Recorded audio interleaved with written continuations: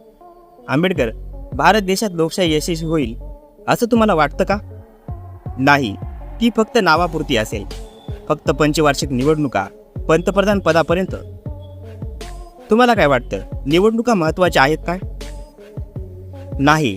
जर निवडणुकांमधून चांगल्या लोकांना निवडून दिलं जात नसेल तर निवडणुका महत्त्वाच्या नाहीत. सरकार बदलण्याच्या दृष्टीने निवडणुका महत्त्वाच्या नाहीत का? बदल घडवायचा म्हणून मतदान करायचं असा विचार अजून लोकांमध्ये रुजलेला नाही. तशा प्रकारची समज अजून त्यांना आलेली नाही. आपली निवडणूक पद्धत लोकांना त्यांचा स्वतःचा उमेदवार निवडण्याचं स्वातंत्र्य देते का? उदाहरण देतो. काँग्रेस आवाहन करते की बैलाच्या निशाणीला मतदान करा. आता बैल हे चिन्ह कोणाचं प्रतिनिधित्व करतो असा विचार लोक करतात का? बैलाचे चिन्ह वापरून निवडणुकीला कोणी सुशिक्षित व्यक्ती उभा आहे की कोणी गाढव उभा आहे असा लोक विचार करत नाहीत. मी पक्ष आणि त्यांचा उमेदवार निवडीवर बोलणार नाही. पण तुम्ही म्हणता की नावापुरती लोकशाही उरेल, तर मग याचा अर्थ काय? इथे संसदीय लोकशाही यशस्वी होणार नाही, कारण इथली समाजव्यवस्था संसदीय लोकशाही स्वरूपापेक्षा भिन्न आहे.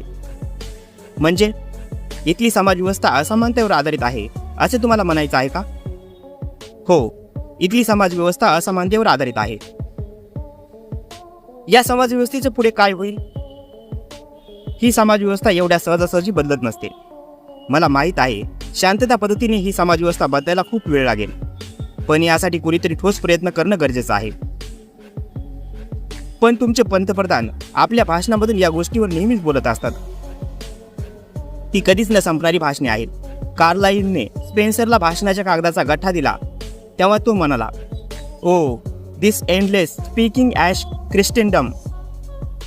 या भाषणाचा मला कंटाळा आलाय. आता महत्त्वाची पावलं टाकायची गरज आहे. एखादी योजना, एखादी संस्था जी ही व्यवस्था बदलण्यास हातभार लावेल. यासाठी कोणती पर्यायी व्यवस्था असायला हवी? एखादी साम्यवादी व्यवस्था याला पर्याय असू शकते. यामुळे देशाला फायदा होऊ शकतो असं तुम्हाला वाटतं का? देशातील लोकांच्या जीवनात सुधारणा घडतील का? हो, सुधारणा घडतील. लोकांना निवडणुकीपेक्षा स्वतःच्या मूलभूत गरजा पूर्ण होण्याची जास्त काळजी वाटत असते. अमेरिकेतली लोकशाही यशस्वी आहे. मला नाही वाटत की तिथे साम्यवाद येईल, कारण तिथल्या प्रत्येक माणसाची कमाईही खूप जास्त आहे. इथे सुद्धा तसं घडेल असं तुम्हाला वाटत नाही का? कसं काय घडू शकते? इथे लोकांकडे पुरेशी जमीन नाही, पुरेसा पाऊस नाही, मोठ्या प्रमाणावर झाडाची कत्तल होते. मला वाटतं की या समस्या जोपर्यंत सोडवल्या जात नाहीत तोपर्यंत बदल घडणं अवघड आहे. आणि या समस्या सरकारला सोडवता येतील असं मला नाही वाटत. इथे सुद्धा तेच करावे लागेल का? हो, तुम्ही युद्धावर असता तेव्हा समोरच्यावर वार करत असता. समोरच्याला त्रास होतोय की नाही याचा तुम्ही विचार करत नसता. तुम्हाला स्वतःचं रक्षण करायचं असतं. तुम्हाला वाटतं का सध्याची व्यवस्था ढासळेल? हो, ही व्यवस्था ढासळेल. मी माझ्या लोकांचा विचार करतोय. ते खूप उतावीळ आणि जोशात आहेत. ते लोक समाजाच्या सगळ्यात खालच्या स्तरात आहेत. आणि जर एखादी इमारत कोसळते तेव्हा सगळ्यात खालचा मजला आधी कोसळतो. माझे लोक म्हणजे अस्पृश्य लोकांबद्दल बोलत आहात का तुम्ही? हो, कम्युनिस्ट काय बोलतात का त्यावर?